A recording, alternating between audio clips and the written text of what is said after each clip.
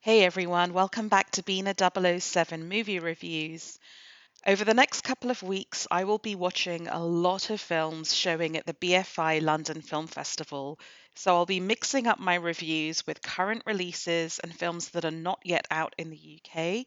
I'll be trying to pair them by theme or by topic, and hopefully you'll find that interesting and have something to look out for in future months. I'm going to start off today by reviewing two films that are set in Israel and speak to its politics. The first is Golda, a film starring Helen Mirren controversially as Golda Meir, the Prime Minister of Israel during the 1973 Yom Kippur War.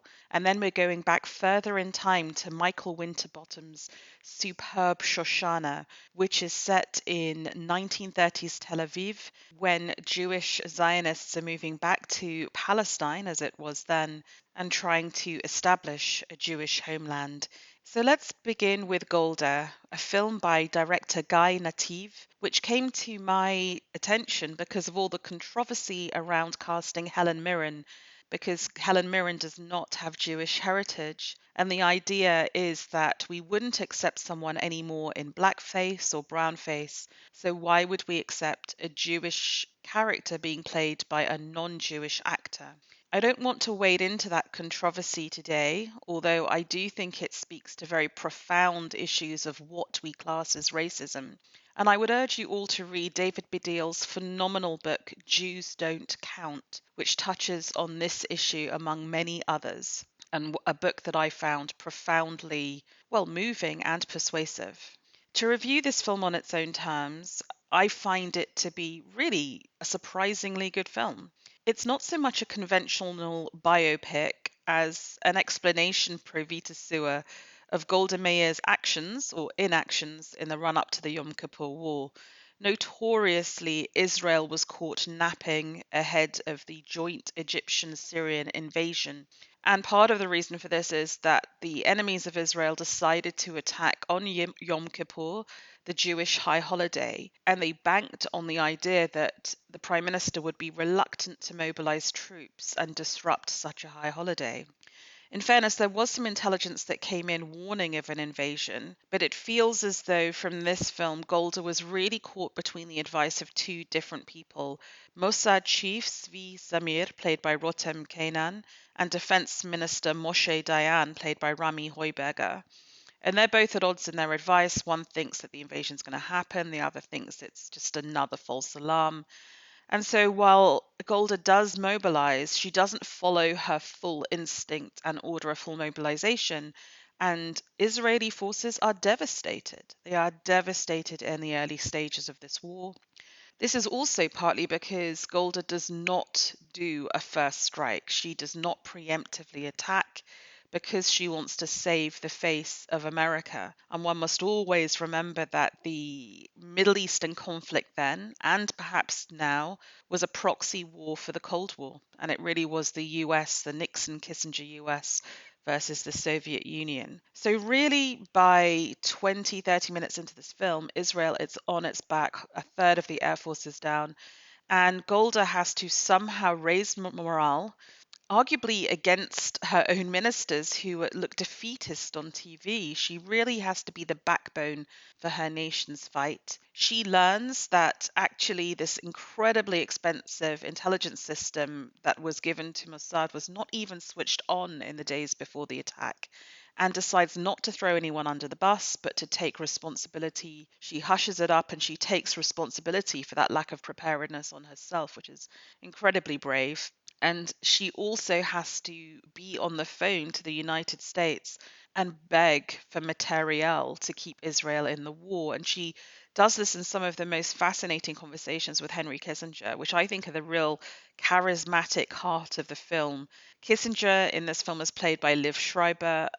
It's fascinating because he is such a realpolitik figure, Kissinger, but he's also a Jew, and then you have this tussle between him being the actor in America's interests, but Golda trying to persuade him and remind him of what Israel does for America in the region, and also, his responsibility as a Jew. So there are some really fascinating conversations to be had there. The most interesting one, because we don't get a lot of backstory in this film. We have Golda as presented to us, and I have to say, the prosthetic work in this film is phenomenal. Helen Mirren is bent over, schlubby, thick ankles. Her face is transformed, her hair is transformed. This is a woman who looks physically impossible to knock down, even though she's chain smoking while being treated for cancer. It's quite the performance, and she gets that American accent that Golda had. She lived her early years in America very accurately too. So I think it's a good performance if you accept her in the role. But the most moving part of the film, I think, is a very short conversation between Golda and Kissinger, where she describes her childhood in Ukraine. And she talks about on Christmas Day, the Christians would come looking for Jews to beat up even unto death, and that her father would board them up in the basement of their house to try and survive this. And it's very brief, but it's very telling as to the character of Golda and maybe of Israel itself, that when you grow up fearing and fighting for your very existence against people who do not think you have a right to exist, it almost makes you the right woman for this job of fighting for the right to exist as a country and to have Egypt even acknowledge the fact that your state exists. I also like the fact that this film does go some way to humanize Golda and to show her as a woman and a mother. There's a scene where she walks into the cabinet room and there's a woman, the cabinet room is all men apart from her, and there's a woman sitting typing, taking notes at the back, the secretary. And Golda just stops and says, where is your son serving? There is a real sense that she feels very deeply every soldier she has lost, that she takes the tactical mistakes of the war seriously. But as she is testifying to the Agranat Commission the following year to explain what went wrong in this war, you get the sense of a woman for whom the buck really does stop with her. She takes full accountability. We never doubt her earnestness and that she was trying to do the right thing in a very difficult situation. So this film is not hagiography, but it does seek, I think, to take a very still controversial figure in Israeli history and give her side of the story. And I found it to be incredibly persuasive. Phenomenal performances, really well acted. Behind the lens, I really loved Guy Nativ's direction. I admire his choice not to recreate battle footage. He uses real wartime footage, which really adds something to the feeling of the stakes of the discussions undergoing in the cabinet rooms. It is a complex conflict tactically, and I always felt I knew what was going on at each stage and why it was happening.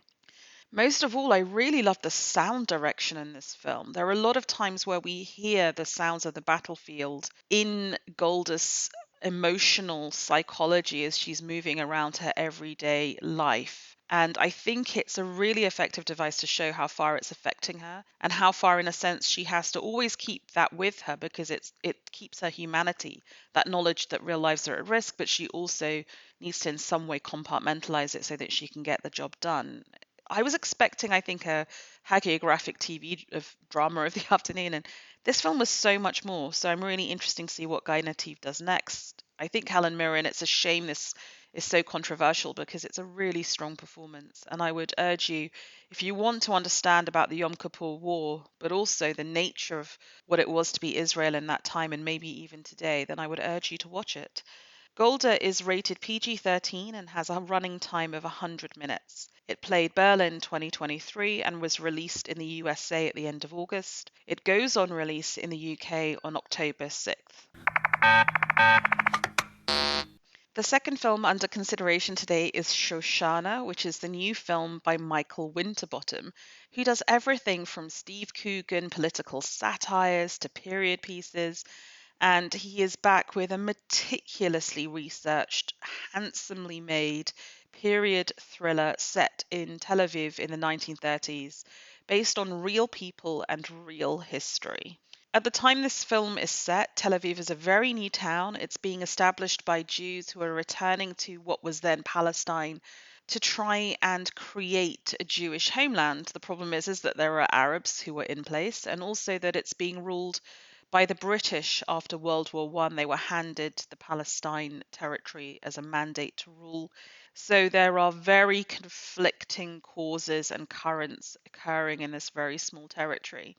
even within the Jewish community, there is a split between Haganah, who want to establish a Jewish state but work with the British to do so in a patient, peaceful manner, and Irgun, which is a more militant organization who are willing to use violence to get their aim.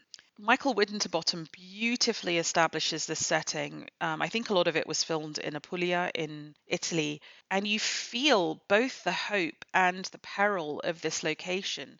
It's by the sea, it's beautifully warm, everyone looks gorgeous, the costumes are stunning. They're living this wonderful, civilized lifetime with jazz bands and Cole Porter and these bourgeois discussions about political idealism and socialism. But at the same time, violence is always under the surface. And as the film progresses over its 2 hour runtime, it comes to the fore until all we have is violence. And that is the film's tragedy, that you cannot survive, your ideals, your politics cannot survive in this kind of maelstrom. The star of the film is Irina Starchenbaum. She plays the Russian Jewish immigrant Shoshana Borochov, who really existed. She was the daughter of a political socialist Zionist who came to Tel Aviv, was very famous. At this point, he's already passed away, but she's carrying on his ideals of creating a Jewish state, but that doesn't feel like the oppressive British colonial state, that is not founded with violence, that is inclusive. And she's intelligent, she's beautiful, she is a socialite, she knows everybody, and she is dating a British police officer played by Douglas Booth called Wilkins. And he's also rather idealistic. He loves Tel Aviv, he's learnt Hebrew. They have this wonderful life together. That said, within the first 20 minutes of this film, the British police have both hung a Jewish freedom fighter. They would have called him a terrorist, and they have summarily shot an Arab uprising freedom fighter. They call him a terrorist. So this is a film where violence is always there. That violence is summarized in the character of Jeffrey Morton, again a real person who is casually racist, anti-Semitic. He's played by Harry Melling, who you might remember as playing Edgar Allan Poe in The Pale Blue Eyes. And he is brought in to police Tel Aviv, and he does so in a brutal manner. There is torture, waterboarding, summary execution, one might say, although it's contested. He's an absolutely brutal figure, and he symbolizes the worst of British colonial rule. The stakes rise in this film as we go through the 1930s and Hitler's intentions towards the Jews of Europe become clear. More and more people come into Palestine. The Arabs get more and more upset about this because they feel that the balance of demographics is shifting. The British are getting nervous because the terrorist attacks from Irgun are rising, and there's more and more debate in Haganah about whether they should join them, whether this peaceful, patient, let's work with the British attitude is ever going to pay off decades after the Balfour Declaration. The more militant side is symbolized in the real leader, Avraham Stern, played here by Ori Albi, who is really the pivotal Irgun leader and the target of the British investigation. And as we go on in the film, Wilkin, the quote unquote good cop, gets more and more drawn in to the questionable practices of the British police. He is a witness to torture. He goes on police raids that are brutal. And the beautiful ideals of this couple are just totally subverted by the times in which they live, to the point where they break up. They feel that they cannot be together. Jews who date the British are seen as traitors to their race. It's just so, he comes under investigation because he's dating a Jew. It just feels that everything is stacked against them. I find this film to be probably one of Michael Winterbottom's best. It has a patience, it has a meticulous attention to detail. The police raids, the action quote unquote sequences are really tense and thrilling. It looks beautiful.